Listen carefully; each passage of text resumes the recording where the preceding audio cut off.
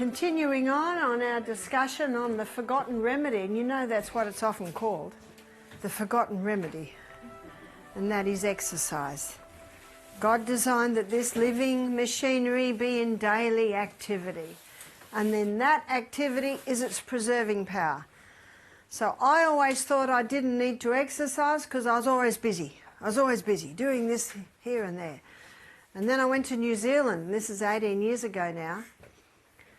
I still had a couple of kids at home, they were teenagers. So I would get up early, I'd always have my prayer and study, I'd put the wash on, I'd put the breakfast on, then I'd wake the children. But when I went to New Zealand, I didn't have to do all that. And the lady I stayed with, she was about 10 years younger than me, she was maybe twice my weight. She said, "Barbara, I go on a 5K walk every morning, do you want to join me?" And I said, "I'd love to." Halfway along the 5K walk, I found I couldn't keep up with her. But I tried very hard to, and I was a bit embarrassed because I'm the health teacher and I can't keep up with her, and she's twice my weight. The next day when I woke up, I could hardly move. My muscles were so sore. She said, "Are you coming this morning?" And I said, "Sure." Oh, I'm the health teacher. She had another friend with her that day. They were just way ahead of me the whole time. And I learnt my lesson. I said, "Father in heaven, I'm listening." Being busy all day is not enough. And how many people use that as an excuse not to exercise? So when I went home, I thought, I'm going to continue this. I didn't go through all that pain for nothing. And so I implemented a half-hour exercise program. It was a walk. Now, I always used to have cold feet. Always used to get cold feet. And I used to often sit on the ensuite basin with my feet in a little bit of hot water to warm them up before I went to bed. When I started the exercise program, that stopped. And the only way I could fit it in was doing it at 5:30 in the morning, because I had to wake the children at 6 and, you know, the day started. And so I did it 5:30 to 6, and it was always dark because it was down the bottom of Australia. And you know, when in the southern hemisphere, the further down you go, the earlier it gets dark. Same with up the top where you are. So I almost always walked in the dark. But you know what I found? Once you get out there, your eyes adjust, even when there's not a big moonlight. Now, I'm sure you don't have that problem here at the moment. I get up to the bathroom in the middle of the night and it's midnight. I look outside, it looks like it's dusk. Still. I thought I could garden in this light. Does it ever get dark in the summer at all? I suppose you're asleep when it might, I don't know, 1 or 2 in the morning it might. But then 4 in the morning, it's very light again. But down in Melbourne, it was very dark. When I left home, I always had a scarf, a beanie and gloves on. When I came back into the house, the scarf's off, the beanie's off, the gloves are off. What's happened? Now, I didn't know about the high-intensity interval training then. I used to do a half-hour walk and there was a bit of a hill, so I was actually getting a bit of a workout. My friend Jonathan Gibbs, who's got 3 PhDs, and he lives in Los Angeles, he said, "One of my PhDs was the effect of exercise on the cell, and I can tell you exactly what's happening." He said, when you do that in the morning, a network of capillaries is opened that equals the distance around planet Earth. Wow, that's an amazing piece of information, isn't it? And that's, when you do that exercise in the morning, a network of capillaries is opened that equals the distance around planet Earth. Now that's referring to all the extremities, all those tiny, tiny little capillaries. That's in the brain, that's in the eyes, that's in your hearing. Do you know what that means? Your eyesight improves, your hearing improves. And what happened to me was no more cold feet. No more cold feet. And it was because of what I was doing in the morning. And I'm sure Michael used to have a look at the transformation in me and decided to join me. And he always walks with me now. But since we've got the interval training, because Michael and I, we've got a lot happening in the day, we're very busy people, 15 minutes is very attractive. So we cut it down from half an hour to 15 minutes. It's intense, it's incredibly intense, but that's its power. That's where the power lies. But the good news is it's not for long. It's only for 30 seconds. 30 seconds doesn't sound long, does it? Well, it is when you're running for your life. And if you can't quite get up to 30, just do your 20. In the book Pace, Al Sear's book, this is the title of the book, Progressive Acceleration Cardiopulmonary Exertion. I'll go through it slowly. It's progressive. What you can't do now, you will do. And he also talks about the interval training. Progressive acceleration. You are moving. This is no gentle stroll. In fact, when Michael and I are doing the 30 seconds, we're not talking then. We talk when we're in recovery time. And I think Michael must love exercising with me because he just shoots ahead of me like Usain Bolt because his legs are 4 inches longer than mine. That's my excuse that I can't keep up with him. You're working hard, so that's the acceleration. Cardiopulmonary, cardio referring to heart muscle. The heart is a muscle, and like any muscle, it can be strengthened and it can be weakened. So one of my favourite stories about illustration that is my son Peter. My son Peter's a tiler, and this is when he was about 25, and he was training for a triathlon. So he was running up and down the hills every evening behind Brisbane, lots of hills behind Brisbane. But about that time he was renovating a bathroom, and there was an old 50s vanity unit that had a big chip out of the side. And he was getting it out very heavy, and it slipped and hit his ankle. And I think if he hadn't had a bone there, it might have just taken his foot off. And the blood hit the roof. And he called out to my elder son, James, "James, I need help." And apparently James said, "I'm on the phone, mate." Now I'm telling you this to show you that it was a few minutes before James got into the room. And apparently Peter said, "Crisis," or something like that. James ran in, and James said, the whole of the roof was splattered with blood. Was this lovely array of blood. Why? Well, Peter's resting heart rate, it was about, I think it was 50 beats per minute. When you've got a heart rate of 50 beats per minute, it is so efficient, it is so strong, it is so effective, it doesn't have to beat much, because every beat just goes boom. If Peter's resting heart rate had been 80 beats per minute, I think the blood would have only just got up the wall. But because his resting heart rate was so strong, it shot right up to the ceiling. Anyway, James quickly bound it and took him to the hospital. And there was a nurse there about to unbandage it, and apparently the doctor said, "I wouldn't do that," because he knew. But the nurse kept taking Peter's pulse. She couldn't believe it. 50 beats per minute? You don't get many like that in hospital, do you? In fact, a lady just emailed me and she said her husband went in the hospital for some sort of checkup, and his resting heart rate was 46 beats per minute. And the doctor said, "Oh, you've got to go on some medication, that's too low." And then the guy reminded him, "I'm ultra fit."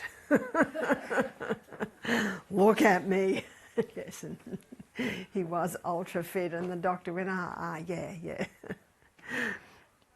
So that's what exercise does. It strengthens your heart. So end of Peter's story is, no, he didn't run in the triathlon. And when the doctor was stitching, he kept getting Peter to move his toes up and down. He couldn't believe that it had missed the tendon to the big toe. So when he was telling me this, I said, Peter, it's your mother's prayers. It's your mother's prayers. Every day your mother's on her knees praying for you and your life. The effective, fervent prayer of a righteous man availeth much. Have you read in Adventist Home where Ellen White says that praying mother, those praying parents, when they're praying fervently for their children, they can be almost into temptation and it can help to bring them back. Isn't that a beautiful thought? Power of prayer. So cardio, so progressive acceleration of cardiopulmonary. If your heart is not strong, it can get strong by daily exercise. Cardiopulmonary. What's pulmonary? That's lungs. The Framingham Heart Study, I've mentioned it a couple of times, interesting study, because it's not funded by the pharmaceutical company or the dairy industry or the meat industry or the grain industry. It's a little town of Framingham, and it's been going for nearly 40 years now, and I think there's about 30,000 people that are on the books. Some die, more come on, so it's a fairly accurate study of overall health. And they set up this study to prove that cholesterol causes heart disease, but it actually didn't. They're even finding people with low cholesterol levels having heart attacks. We had a lady come to us from the UK. She was 40. She just had a heart attack. She said, they did an angiogram on me and my arteries were clear. Why did she have a heart attack? We went through this with her. Hardly any sleep. Where's sleep? No exercise. No water because she was too busy to go to the toilet. And high stress. High stress can constrict those little capillaries and can just tip the scales. So back to the Framingham Heart Study. The Framingham Heart Study has showed that people with high cholesterol levels don't get Alzheimer's. Isn't that an interesting piece of information? People with high cholesterol levels don't get Alzheimer's because what is the brain? Fat. What does the brain love? Fat. It's a protection for the brain. Fat protects the brain against a lot of harmful pathogens and chemicals and heavy metals. What the Framingham Heart Study showed is that by the age of 60, most people had lost 50% lung capacity. By the age of 60, lost 50% lung capacity. By the age of 80, they'd lost 60% lung capacity. Why? Because the lungs never move. When you do the high intensity interval training, you're breathing very, very deeply. Very, very deeply. You're using your whole lung capacity. And if you do that every day, you will never lose lung capacity. And if you've lost it and do that every day, you will regain it. Isn't that good news? Yeah? Can you increase the capacity of the lungs with Cayenne? Yeah, a little bit, but nothing does what the exercise does. In fact, one lady said to me, Barbara, what can I do about my circulation other than exercise? I said, well, cayenne pepper does a bit, but it will not do what exercise does. That's why, remember, these are the true remedies. You just got to find out how to fit it into your day. You just got to find out how to do it, where to do it, and what suits you. Why is it best to do it in the morning? Why is it best to do it in the morning? It's a good question because you will reap the benefits physically, mentally, emotionally, spiritually, all through the day. Do you remember the network of capillaries that equals the distance around planet Earth? Do you know where a lot of those capillaries are? In your mind. All of those tiny little capillaries. And when you exercise regularly like this, the body actually creates more capillaries. Isn't that incredible? And when you stop exercising, those little capillaries, some of them can start closing down. Now, do you remember we looked at Hebrews chapter 12, verse 1? Seeing then that we are compassed about with so great a cloud of witnesses. Remember, yourselves are witnesses. Let us lay aside every weight and the sin which doth so easily beset us. And exercise moves the life of the flesh. It moves the blood. So that means more oxygen, more nutrients, more water, right into the brain, into the extremities. And then the next verse says, looking unto Jesus, the author and finisher of our faith, who for the joy set before him endured the cross, despising the shame. And he sat down at the right hand of the Father. But I want to go back again.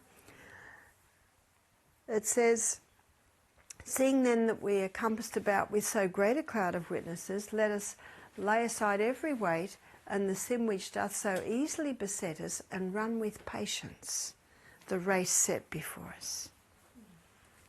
And I'm sure we all know very well the verse about the race. And the race where Paul is talking about the Greek games is found in 2 Corinthians. No, it's 1 Corinthians. Do you know how I remembered that? Most people want to come first in a race.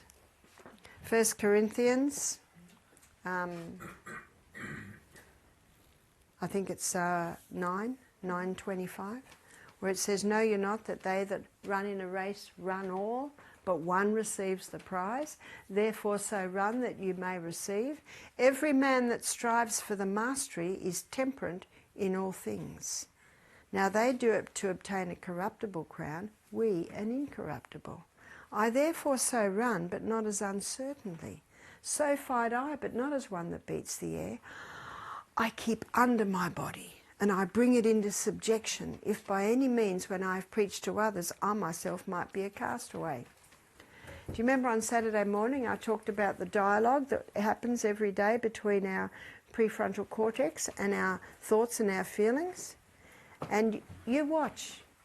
You wake up in the morning and your feelings will say to you, oh, you don't have to exercise. I keep under my body. I bring it into subjection. You're going. You're going. You're going. Have you ever had a look at those games? And when the Bible says that only one receives the prize, you know what the prize was back then? It was a wreath that was woven out of vines. So it deteriorated in the day. Now they pay them a bit better nowadays, don't they? I think the rewards are a little much more than that. So it says, I therefore so run, but not as uncertainly. In this race, everyone can receive the prize. And the prize is eternal life. And we can hasten the soon coming of our Lord and Saviour by being fit, healthy, and able to work for God. Isn't that true? God's work suffers because the saints are sick. And a lot of them are sick through lack of knowledge. The only hope of better things is the education of people in right principles. Have you ever had a look at the training program that the Olympic athletes go through? Incredible. Every man that strives for the mastery. What mastery are they striving for? They're striving for the mastery of the body. They train it and train it and train it and train it. Because they want to win. Isn't that true? Of course they want to win. So every man that strives for the mastery is temperate in all things. So here's our temperance. Very important law of the health. Now they do it to obtain a corruptible crown, we an incorruptible. I therefore so run, but not as uncertainly. So fight I, but not as one that beats the air. I keep under my body, and I bring it into subjection. As I said to you, the first few days here when my body was screaming at me at 7:30 and 8, because I usually ate 8, remember what I said? Settle down. I keep under my body, and I brought it into subjection. if by any means when I have preached to others, I myself might be a castaway. So God was very gracious to teach me the importance of exercise graciously. And I began to implement it. And when I started to do the high intensity, that was even more exciting and certainly harder. But it is more powerful. And you almost think to yourself, is it doing anything? It's just so little. And the test came when I was in New Zealand. And I'm up in the hills in New Zealand. I'm in a homeschool camp, and there's about, they look like there are about 100 kids there. But I'm speaking mostly to parents, and the children have other meetings. And one afternoon they decided to go on a walk, which I was keen to do. They were up in the hills, so this walk went along and then went down quite a big cliff, and it was sort of swinging from trees. You'd grab the trees and swing down. It wasn't quite like that, it was a little bit of a slope. And then it came down to a beautiful creek. Do you call it a creek? Brook? Stream? Stream, is that what you call it? We call it a creek in Australia, a stream. And it was just so lovely, and we had to climb over these big boulders. I got to the point where I just decided to walk in the water, shoes and everything on. And then I was watching them and I was following them, and there was the man, and the man's about 40 and he's teenagers. And we got right up the top to this incredible waterfall. And that was very beautiful. And they came and said, "You're the oldest person that's ever been up here." They kept looking around. They didn't think I'd keep up with them. And I said, "This took quite a long time to get here." I said, "I've got a meeting in an hour. I better go." So I had to just about run back. And then when it was time to go up this steep, it's just pulling from tree to tree to tree to tree to tree. And then I got into the forest and I ran, because I do not like to be late. My husband says, "It's all right, they won't start without you." And I was able to run in, have a quick shower, get dressed, and they were planning another meeting because they thought there's no way she'll be back on time. Now the next day I thought, I'm going to suffer because I pushed myself to the limit. No sore muscles. No sore muscles at all. And that's when I realised the power of this high intensity interval training. It's powerful. But it is important to warm up, because I gave this presentation at our health centre once and we had a break, and a man and a lady ran outside, ran up the hill, and his Achilles tendon snapped. Ooh. So warming up's very important. The warming up's important. Question? Yeah. For these 20 seconds, it's always to run, or can I jump as well? Just the pulse has to get up high. So I can jump, I can... You can jump, but I'm about to show you something that's the best. And this is the rebounder. So the rebounder is a trampoline.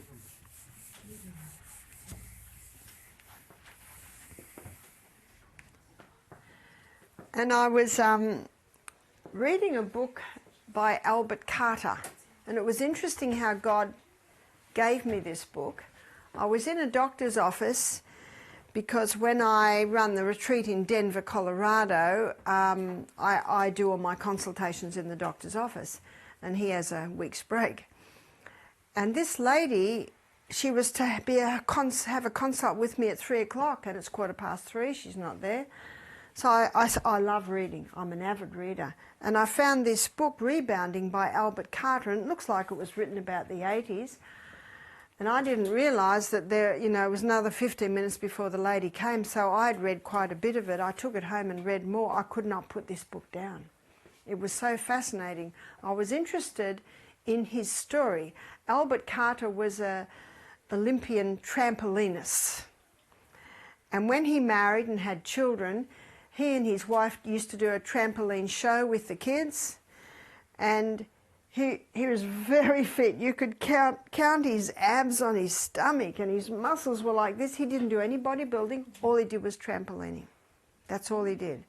And he noticed his little 4-year-old girl, she could do one-arm push-ups. She was so strong.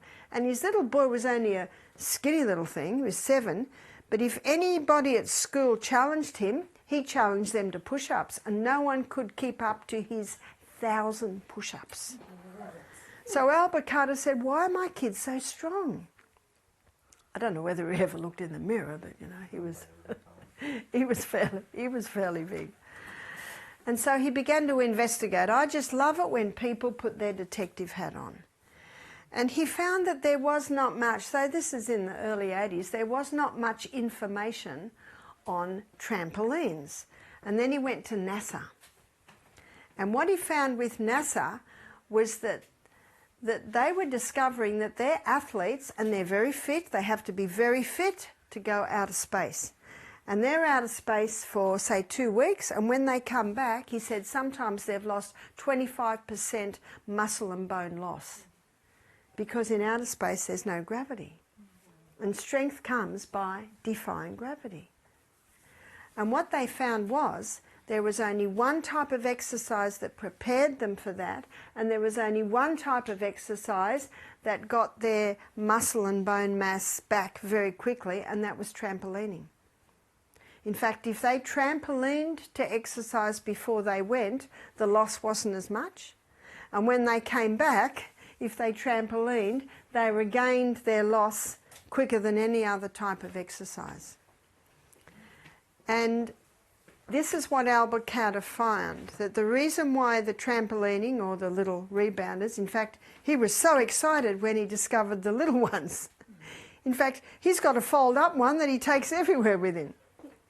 So I got his more recent book, which was, I think, 2014, and he's an older man there. He'd be, I don't know, nearly 80s now.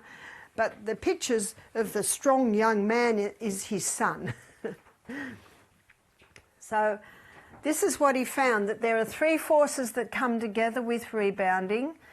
There is the defying gravity, that's definitely a force. And the other force is acceleration. So when you are leaping off the mat, you are accelerating up into the air. And then you hit the peak of your jump and you decelerate. And then when you start coming down, you're accelerating again, and then you hit the mat, you've got deceleration. So these 3 forces come together, and he found in Einstein said this has the same effect on the human body. There is no other exercise that affects every single cell in the body. And when you're continually going up, down, every time you hit the mat, I was going to say there's a jarring, but there is not a jarring. And that's one of the beauties of it, is that when you hit the mat, you spring up again. And so it's excellent exercise for hips, knees and ankles. And what Albert Carter said, he had some runners, and they've been running for 20 years, and their ankles and their knees and their hips are suffering from the jarring of running. So he put them over onto the rebounder. He said within a matter of months, he said the difference was huge. They retained their fitness, they even increased their fitness, and yet they didn't have that jarring. But when you hit the mat, there's almost a jolt in the body where every cell reacts to that. There's no other exercise that has this effect on every cell. And what you're doing is you're challenging every cell to get stronger and stronger and stronger to cope with these 3 movements. The lymphatic system is particularly stimulated with rebounding. So the lymphatic system has little gates all along the little canals. And those gates are shut when we wake up in the morning. And when we start moving, a few of them open. But when you rebound, every gate opens. And this is what Albert Carter shows, that when you leap off the mat and you're up to the peak of your jump, every gate opens. And when you hit the mat, every gate closes. And when you're up in the air again, every gate opens. And when you hit the mat, every gate closes. So can you see this pumping system? And the pumping system is very important because your lymphatic system is your body's vacuum cleaner. So it's the vacuum cleaner. And what does a vacuum cleaner do? It cleans up the waste in the body. And one of the reasons there are so many diseases today is because of build-up waste in the body, and then the body's own microorganisms are coming to clean up the waste. We live in a self-healing, self-cleansing organism.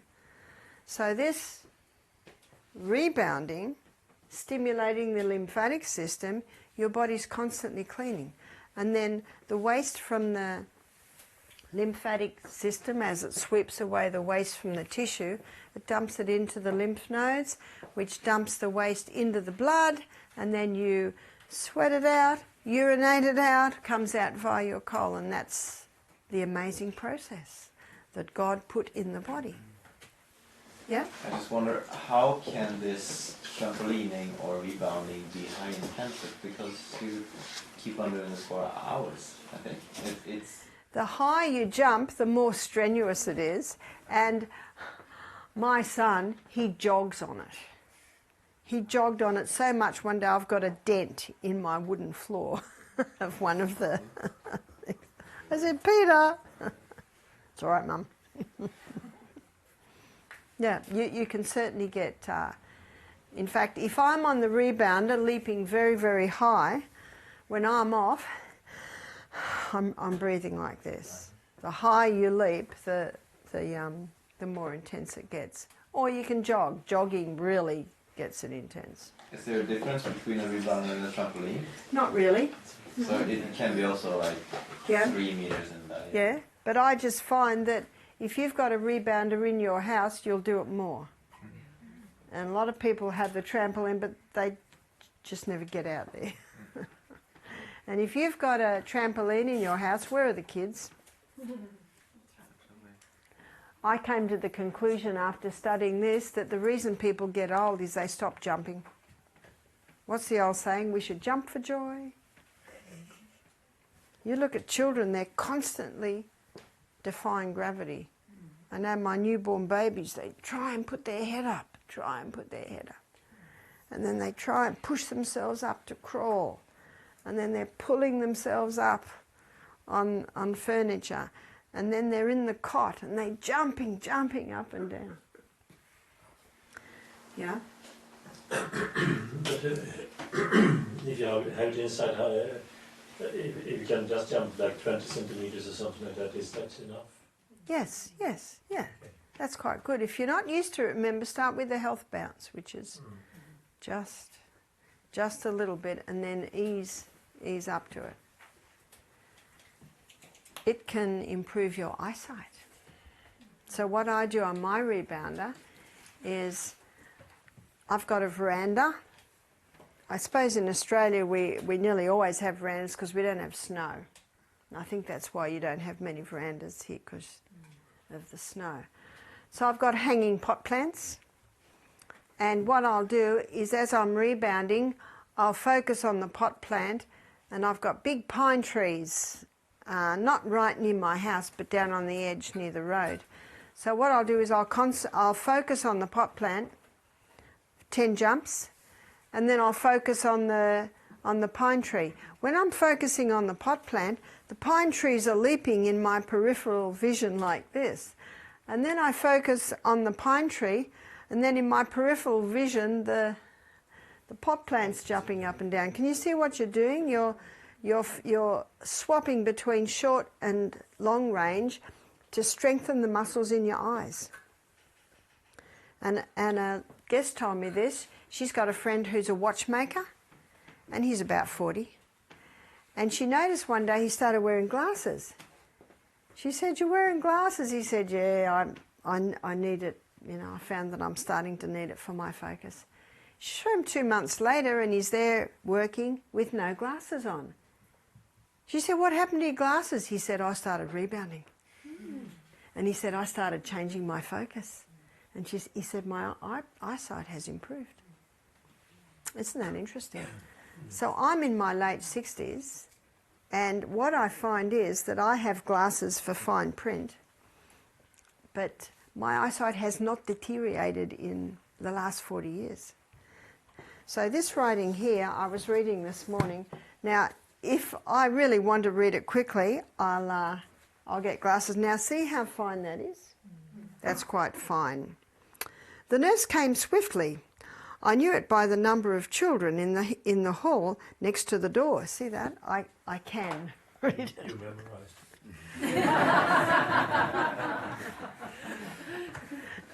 Yeah, I might have just made that up, mightn't I? So remember, who you experiment on the bed is yourself. That's where you start, because they overcame him by the blood of the Lamb and the word of their testimony, your testimony. Now, when you start presenting these principles, it's perfectly all right to say, "Barbara's got a story about this, Barbara's got a story about that." That's perfectly fine. And you see that, you know, sometimes I do that, but what's the most powerful is what you have found out for yourself, what this has done for me. What about your biceps and your triceps? Well, I do 10 jumps with my arms up like that. That strengthens the biceps. And then I have my palms out. How I remember what's what, I think of that thumb as the top of the T, triceps.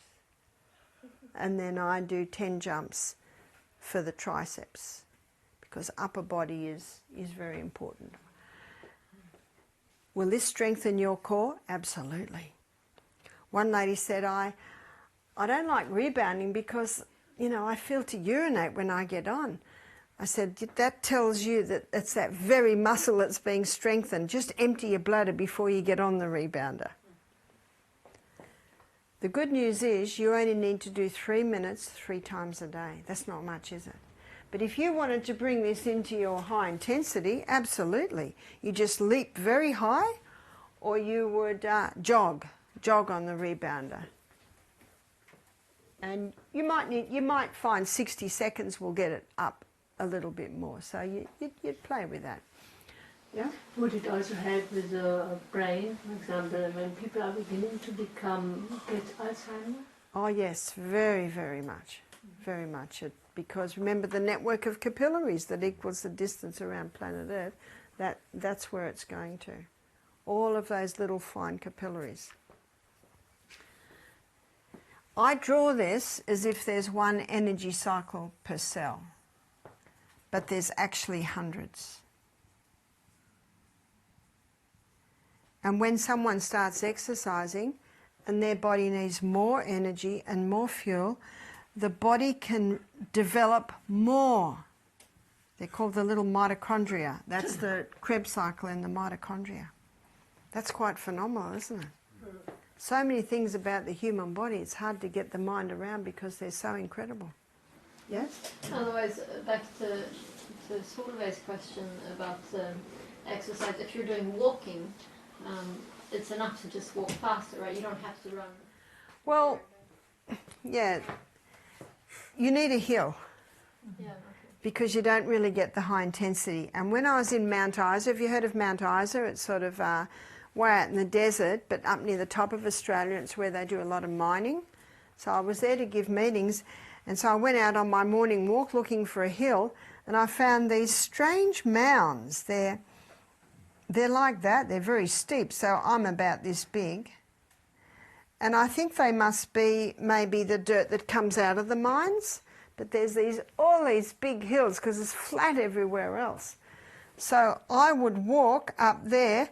Oh, by then I'm really working hard. So then I'd stop and I'd do other stretches. So I was not running.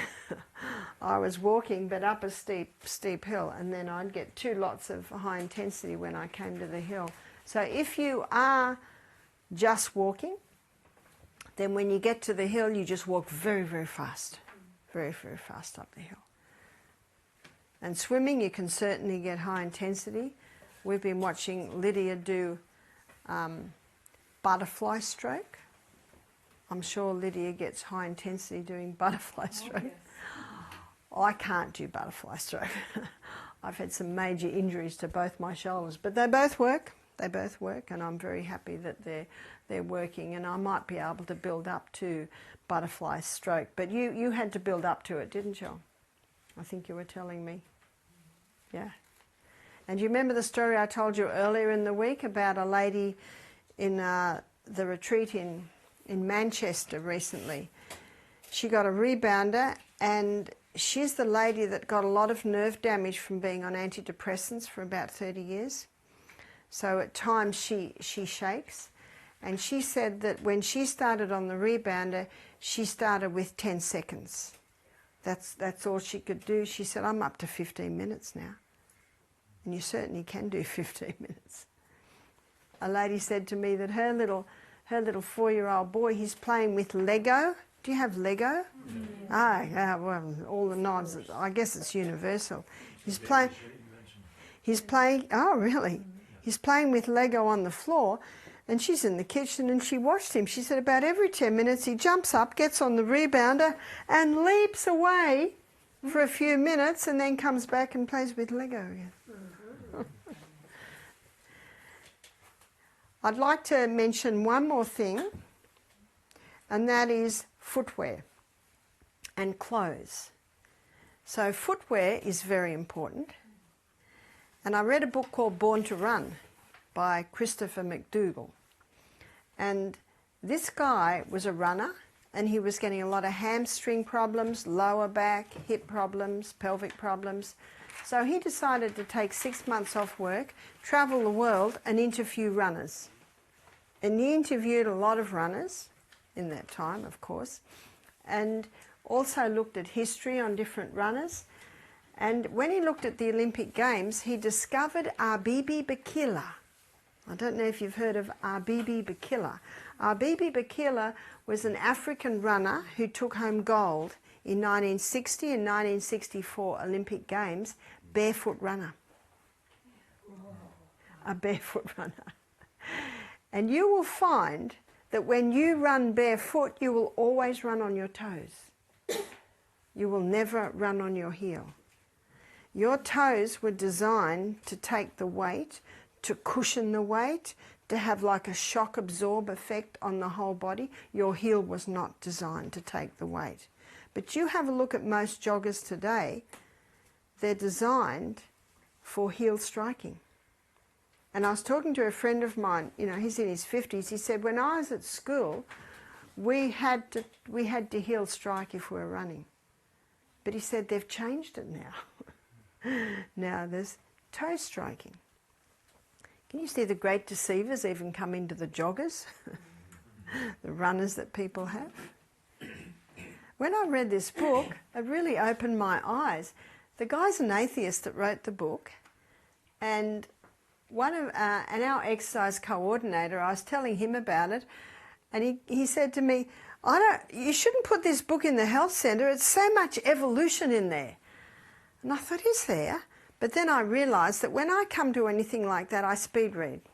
And I just sort of speed, I thought, oh, not this rubbish again, and I speed through it. So when I read the book, I didn't think it was strong on evolution, but then I realised I'd speed read those bits.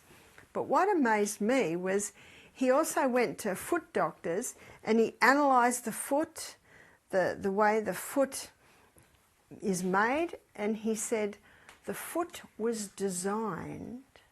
And I thought, make up your mind, mate. Are you an evolutionist or creationist? Who designed the foot? He said the foot was designed to strike on the ball of the foot with the toes. And it is. Because if you run barefoot on grass, you will never heel strike. Your body won't let you because it'll jar the whole body. And yet the joggers that people buy, how many heels strike? And that's what this Christopher McDougall came to the conclusion, that all of his problems were because he heel striked. So Bibi Bakila with his barefoot running, and also he found other people who barefoot run, and out of his book, which became a bestseller, came the barefoot running craze. So you can buy barefoot running shoes now. You can even buy shoes that have got toes. And I said to one lady, what about socks? She said, oh, you can buy socks with toes. and they're thinner soled. I think if you're going to be climbing up rocky mountains, they wouldn't be that good. You'd want some boots on for that. But for running. And so the first thing I did when I'd read this book was went out and I bought some thin-soled barefoot runners. I just do short little bursts of run, but the next day my legs were sore. And I thought, what's this? And that's when I realised you use totally different muscles when you toe strike compared to heel striking. But it was all right. It was only a couple of days before my body certainly adjusted to that.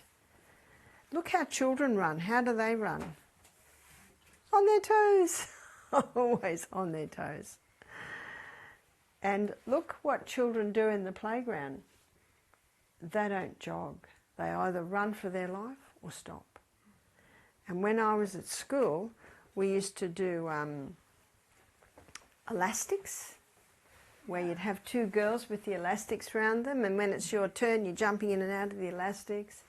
Or we would do skipping, so when it's your turn, you're skipping, skipping, skipping. And then hopscotch. Do you do hopscotch, where you've got squares in the ground and you throw a stone and then you hop? Looks like the games are universal. It's all interval. Because when it's your turn, you're going fast. Look at soccer. When they hit the goal, fast, and then everyone's walking back. Basketball, fast, fast, fast, fast, and then everyone's walking back. Let's go to the African plains. No animal jogs. They either run for their life or they stop. So the interval training you see in children, you see in the wildlife. And now the researchers are showing that it's the most effective and most efficient way of getting a fit body. But I think it's an excellent message for today, because everyone is busy. So sorry, doesn't matter how busy you are, you've got no excuse now. You just got to find out how to fit it in your day, where to fit it, and what works for you. And remember, muscle knows no age. Whether you're 9 or 90, you can have strong muscle. And for anyone who thinks they're too old, it's time to watch the documentary, which I watched on the plane once, on 100-year-old athletes. 100-year-old athletes. So let's become fit, let's become strong, so that we are available for God's work. The physical organism should be carefully preserved and developed. And exercise is the most effective way to develop not only the body but also the mind. Dr. Neil Nedley says when he has a severely depressed schizophrenic patient, he puts them on 7 hours of exercise a day. After 1 week, they're so improved they can go to a 1-hour maintenance dose or 15 minutes high-intensity interval training.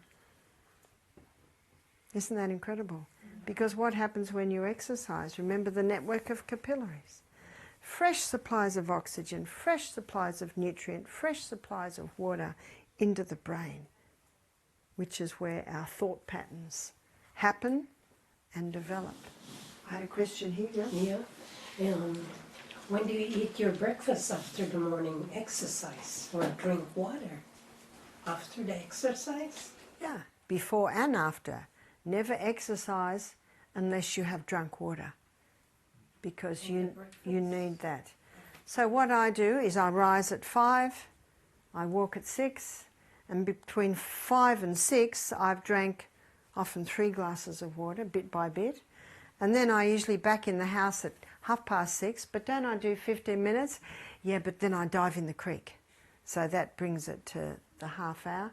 I have water when I get back, and then I'm preparing the breakfast, usually do some oil pulling, and then breakfast at 7.